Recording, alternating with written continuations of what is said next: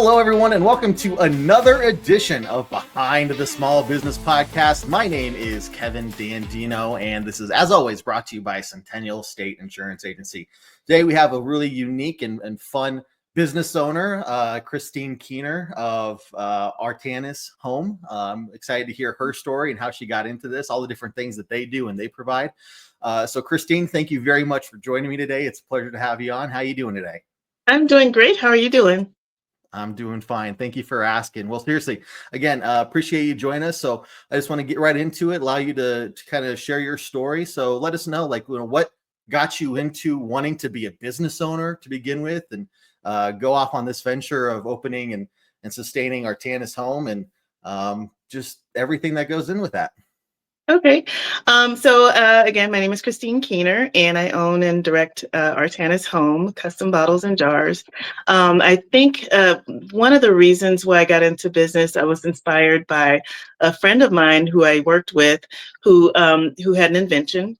He invented car lashes. You may have heard of it or seen it, where the cars have little eyelashes. So I saw him go through the process of testing and just going through this idea and promoting it. And I just I was like, anybody can create their own business. And I was like, okay, well, what am I going to do? And I have sort of a flair or an eye for design. And my background is in multimedia and graphics and 3D visualization. But I didn't know exactly what I wanted to do with that as far as building a business. But it came to me when I was trying to decorate my bathroom. And when you have a bathroom and you have hand soap, lotion, you have shampoo, conditioner, everything comes in a different bottle depending on what brand you buy. And oftentimes the bottles are ugly. They're purple or green, or they have flowers, and another one has red, and your bathroom is neutral. And I don't want to put all this stuff in my bathroom. So that was sort of where the idea came about, because I was looking around and trying to find something where I can have a consistent and cohesive set of bottles and jars for all my products, and I could not find them. I went to all sorts of stores and just couldn't find what suits, what I needed. I needed labels, I needed consistency, and it wasn't, to be found. So it was then that I had the idea to create a business that can create those things for people. And it's from, not from just, homeowners, but I got some interest from hotels and wineries and all sorts of businesses. So it sort of spread out from there. That's fantastic. I mean, first off, to know the person who created the car eyelashes, the car lashes. Yeah, I've definitely seen those around. So Yeah. to know the person, I mean, I'm sure they're making some good money off of that. But that's a cool, and to hear that inspiration, I think the awesome thing about, being a small business owner is you're kind of in a position to inspire others. It's very scary for a lot of people to, want to take that extra step, that leap of faith into going off into a venture of their own, that, you hear all these stories about small businesses just failing left and right. There's a lot of reasons that happens, right? So, but it's still a little scary to go for that. So for you to have that vision and get that inspiration from your friend there, I mean, that is fantastic. So I think, kind of curious, when you were starting this business, what were some of the challenges you were facing? Maybe things that you knew that were going to happen, or things that you didn't expect that you still had to overcome? I wouldn't say I had very many challenges. I guess the biggest challenge is just the amount of time that it takes to build a business. And it's not anything that I expected, that it would take so much time. I am a wife and a mother, and I think my daughter was maybe 2 when I started this business. She's now turning 10. And I had no idea how much time and effort it would take. It takes a lot of passion. You have to really believe in what you're doing and have a desire to succeed. And that, all the time that is lost, focusing on your business rather than just relaxing on the couch and watching TV. You need that passion to sort of pull you through and to help you, go through it. Well, I think that's a great point, is finding that passion, right? And I know there might be a drive in people to want to open a business based off of just how much money it could make, right? Finding something that's just lucrative, that has a lot of promise. But if your heart's not in it, if it's not something you're purely passionate about, it's just going to overcome. It's going to be overwhelming, Hmm. and you're going to lose that drive very quickly. So I think, to be honest with yourself, to know what your passion is and put yourself all into that, to start your business is fantastic to hear. What other kind of advice would you want to maybe give other business owners out there, based off of your experiences? Okay, so I think it's really important to learn ahead of time about marketing Mm, and yeah. finances. We went through a period of growth years back where things sort of really blew up, especially on Amazon. And we hired extra people. We got a bigger warehouse, and we were in the Los Angeles area, so that Mhm. warehouse was very expensive. And Okay. and I did not know, all the costs involved with having the extra employees, having the larger warehouse, and so all that growth was pretty much ate up by all the expenses. So it's really important to stay up on your accounting. And Mm, that's still something that I struggle with to this day, just making sure I have it all done, especially with the time limitations. Um, and then the second thing was the marketing. And that's something that I'm still learning about and still trying to find time to do. You really need to, people aren't going to buy what you have unless they know you exist. So you right. have to learn how to get in front of people. You have to think of some strategies and have that ready to go and understand what your marketing costs. And that ties back to the finances. Understand what your marketing costs are and sort of pull those levers to make sure that you're not spending too much on marketing that's not getting a return. Yeah. No, I think that's a very valid point, and I'm kind of curious to hear your thoughts on how you approach marketing. I've just, through the different episodes we've done here, talking to different people, it seems like almost everyone has a unique approach to how they do it. Whether they focus on websites, or they focus on collecting reviews, or they focus on getting out there in front of people, networking, different things. So, kind of, how do you approach it, and what things do you do that's for surrounds marketing? I'm actually sort of in a transition because Mm. over the last few years we've built our business on Amazon, and we really have focused on that, and not so much doing the social media or the newsletter. I actually have a thing about emailing people too often. I don't want to bother anybody. So it's been For very easy sure. to be on Amazon and just, have a marketing campaign set up. The customers are there. It's a lot easier. So I'm sort of in a transition period where we're really trying to focus on our website. And I think in general, doing your own website, having your own email list and all that is the way to go. I've learned that in the last few years. Mm, But it's still something that I'm kind of switching into myself. It takes a lot of work to be able to reach out to people, to build your social media and all that stuff. So it's really just, again, it's something that I'm switching into because on mm, Amazon it's much easier just to do the ads and not have to worry about bothering people with new newsletters and all that stuff. So for sure. yeah. Well, the cool thing about this, what I'm hearing from you, is you found something that was working, that you were comfortable with, and I think it'd be really easy for a lot of business owners to kind of get complacent with that. Just Yep. say, "Look, I'm comfortable. I don't want to go outside my comfort zone. I don't want to bug people with emails. I don't, want to spend time trying to figure out a whole new thing when we already have something that's working for us, right?" Mhm. But to say, you know what, we need to diversify this. Marketing plan a little bit more, and it's going to mean I have to go outside my comfort zone. I'm going to have to do things that maybe I'm not as familiar with. I'm going to have to learn some more, and it's just going to be added stress to everything else you have going on, right? Mhm. But you recognize the need for that and set out on a plan to do that. So I guess just a big thing for business owners out there that I've mentioned several times on this podcast. Don't get complacent, right? Find ways to continue to grow.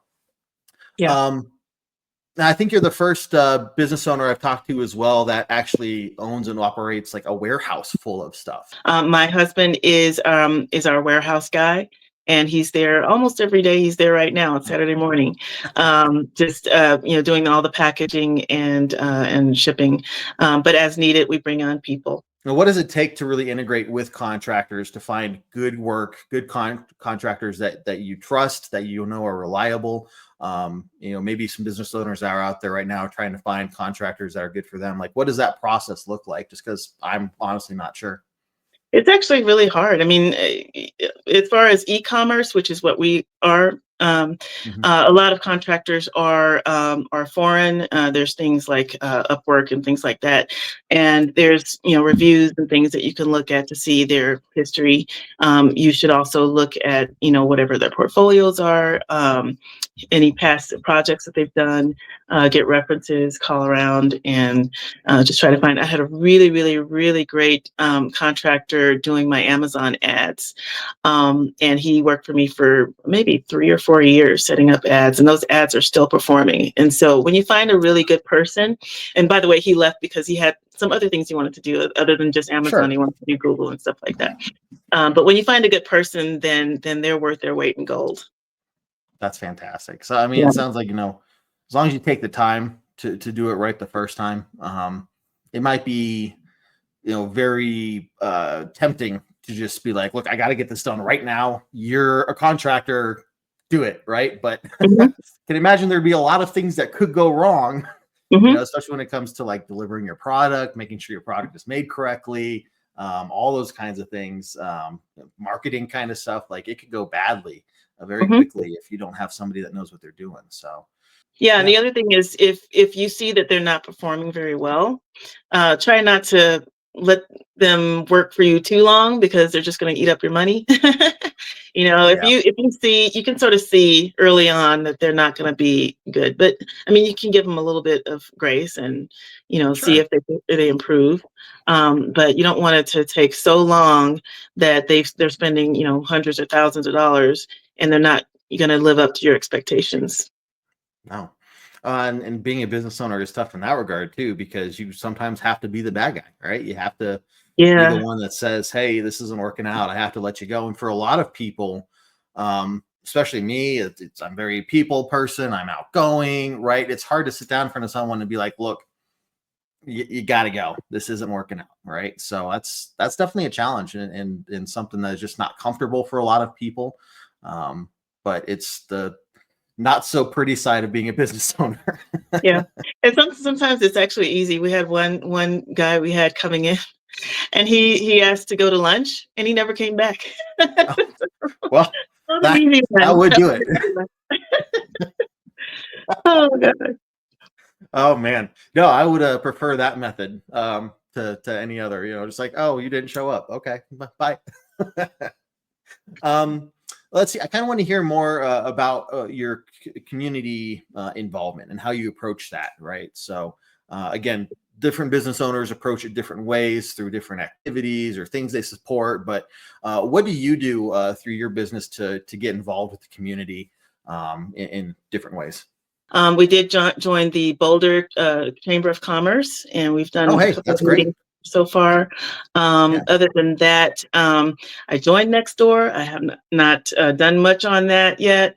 That's definitely something that we'd like to get more into, especially getting involved with like sort of refill shops and sort of working with Mm, them and just seeing what we could do, to sort of network and join forces with other businesses. yeah.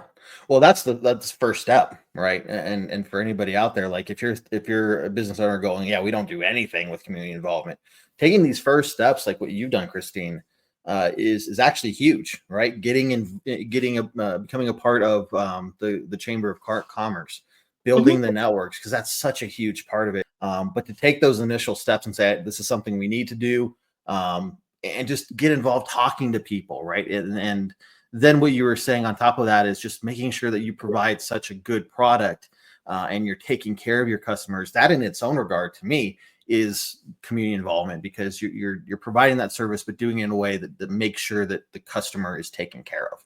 Mhm.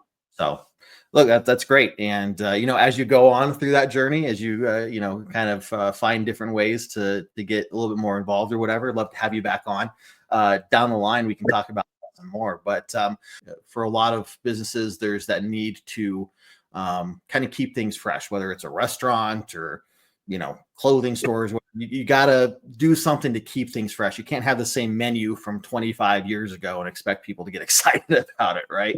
But I'm guessing for you and your business, kind of very similar. You got to stay up with the time. You got to stay up with the fashion. So kind of how do you approach that beast? Because I'm sitting here thinking like that's a ton to try to even keep up with, much less than design stuff on top of it. So kind of how do you approach just staying current?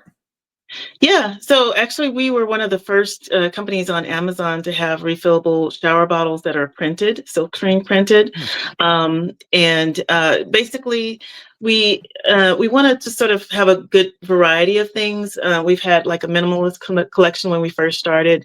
That would be I can sort of show you some of the things we Yeah. have. Like Yeah. this is one of our minimalist printed bottles. It's one of the first ones we did. We Okay. created that in different sizes, but then we wanted to expand into, labels, especially custom labels. So basically, our collections would be, plastic and glass bottles, and as well as glass jars. Um, and we sort of build from there. We have the bottles, then we have the variety of different pumps, and then we have the labels, which can be custom or some of our designer labels that we already have, like as a collection.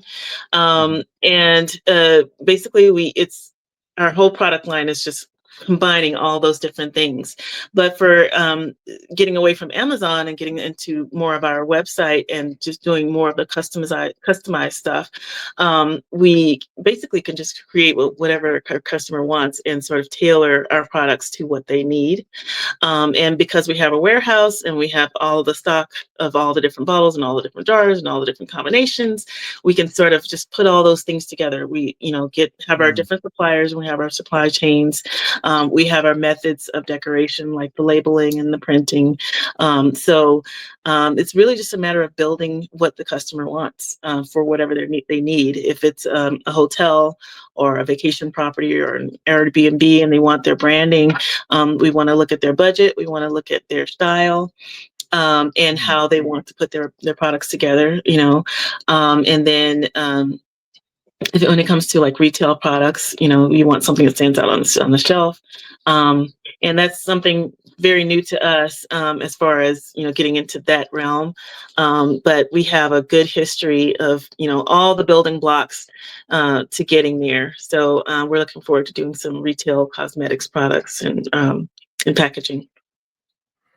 That's a lot. Yeah. Very impressive. Very impressive. I guess, how did you figure out that this was a need? Is this something that a lot of companies provide?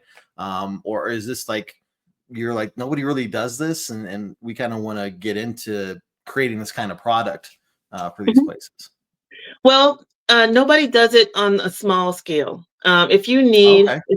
if you have like an Airbnb, or two properties or whatever, and you want printed or labeled bottles, I guess it's too few for printed, but if you want labeled bottles that are custom designed, there's not a lot of companies, if you go to them, that do the larger hotels. They're not gonna, you know, to work with small businesses that only need a Your few. 5 bottles. Yeah. So we have no minimums for customization. Wow. But Okay. of course, the tourism and hospitality industry are really huge, and refillable bottles has been growing a lot over the years because of the sustainability issues. A lot of the major, Marriott and, those large hotels are going to bulk dispensers, and a lot of them have their own brands, or they, have their own labels. So you don't see that, on a smaller scale. And so that's sort of Right. what we do uniquely. So it is a big industry. And like I said, we've had a lot of people come to us through Etsy and through Amazon for that. But now shifting our focus, we're going to keep Amazon and Etsy, but shifting our Sure. focus more to our custom services through our own website, artanishome.com. We can, work with, the smaller businesses. We can work with, a restaurant that only needs something for their bathrooms. So yeah. Yeah. Well, that's, I wouldn't even have thought about, yeah, the quantity size of the orders, right? And that being a problem. So for you to provide that, I'd say makes you, very unique, right? Mhm. Because a lot of these businesses are going to be focused on providing the bulk, orders to these large hotels and stuff. So it's really cool that you spend time just focus on the smaller guy, if you will. The Airbnb person that wants to create a really unique little look to their space for people coming and staying there. And it probably, to me, sounds like another way of community involvement right there, right? I think as long as you've been doing this and looking at your website and the reviews you have and the styles you have, I think it'd be very easy for you to say, you know what, we're going to focus primarily on hotels and restaurants and large spaces because that's where the money is. But for you to still stay, just focused as well on the smaller businesses, Oh yeah, I think that's fantastic to hear. So is there a reason like why you want to stay involved with the smaller person versus focus, or is it just kind of like this is what you do? it's what I And do. okay, Um, cool. I want to help people. And I can tell you a couple of stories. Yeah. Even though, like I said, our website is, um, we're focusing more on our website and custom services and things like that. And it's not just for the big hotels; it's for individuals as well. We've had people, like my mother has dementia, and it's hard for her to understand, which bottles to use for her shampoo or conditioner. And so Yeah. we put together something that was very easy to read in large text, one, two, Wow. three. So making it easy for them. I've had like elderly people saying, my eyesight isn't so good. Can you just make something with really big lettering so I can see it? So it's little things like that Wow. I just enjoy doing. Um, Yeah. and so even though our website, if you go to, our website, you'll see that it is focused on hotels and Airbnbs and things like that. But there are no minimums. So any individual can go onto our website. They can choose any of our products that are our stock products, or they can choose a custom product. They can upload their own images and see it. You see a preview of it in 3D on the website. And just one bottle, three bottles, whatever. We custom print and package and send it out. That's great. And I And didn't of even course, think about, yeah. yeah, Go and, for it. and they can also reach out to us if they need anything custom or if they need any additional help. Sure. Well, I mean, that's a great idea for, elderly, people that have eyesight issues, things Mhm. like that. That's a really cool little story there that you provide that. And it's definitely a benefit for not having a minimum on the order request there. So, um, that I love hearing that. It's finding those ways that small businesses are doing things in their own unique way to really give back. And it may not seem like a lot, but for somebody in that position who is struggling with eyesight, or when they get that bottle, and it just makes their life that much easier when so many other things are so tough, right? That actually, you may, for you or for somebody else, maybe sound like that's a bottle. So yeah, so what? Okay. But to them, that provides a huge service and a huge, help to them in trying to just get through their day. So, you know, I applaud things like that. That's a fantastic story to share. So Yeah, thank you and for doing that. yeah, and in general, just clutter. There's so much anxiety in this world. Getting rid of that clutter in your bathroom or in your kitchen, every little bit helps. And just having some streamlined premium, dispensers, and everything looks nice and neat. Yeah, It takes away that extra anxiety just from the visual clutter alone. sure, sure. That's fantastic. Well, I kind of want to leave it with this question for you. Where would you say you're looking for your business to grow to? Like, what are some of your long term goals? And how could that maybe help out other business owners? In terms of how you've developed those goals, or how you're finding ways to continue to push forward and innovate and evolve. All those different things, right? Because we want to keep pushing forward. So, Mhm. what have you been doing, and what would you say to other business owners that could maybe benefit them? Mhm. So one of the things we've been working on for this year is private label liquid amenities, liquid products. It's it's been a long time coming, I think, to sell a bunch of Yeah. empty bottles. And, people have asked, do you sell soap? No, we don't sell soap, but we are working on that, and we're going to be releasing that really soon. Soap, lotion, shampoo, conditioner, body wash. So we'll be having we actually have gallon refills, but not the private label yet. But we'll have the liquid amenities for hotels, small hotels, that would like the actual, hand soap or shampoo with their label on it. So that's coming up. We're also expanding more into organization labels, custom labels. So like, for example, we have something that I've been working on is like, labels that, you can just go online. Let's say you have an Airbnb and you want some labels for the bottles. You're just going to do them yourself. But you don't have a label printer with lamination and waterproof and all that stuff, good quality stuff. So we're working on making that available as well. So we're sort of branching out into a lot of different areas, just to have like a variety of services, like a one-stop shop for, all your needs. Right. So I think you were asking about, advice for other people. It's just, continue to grow, continue to see where the needs are. See, what can your product, how can your product be changed, or what additions can you make to your product to make a more complete solution for people to solve their problems? That's great. That's really great.